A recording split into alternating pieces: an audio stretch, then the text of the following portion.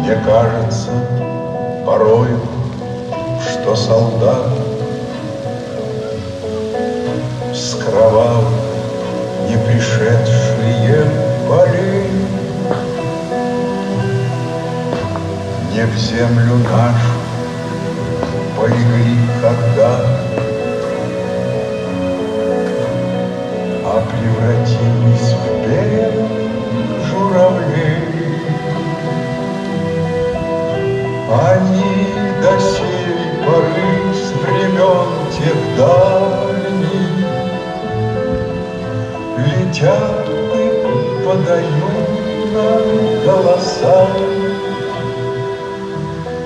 Не потому так часто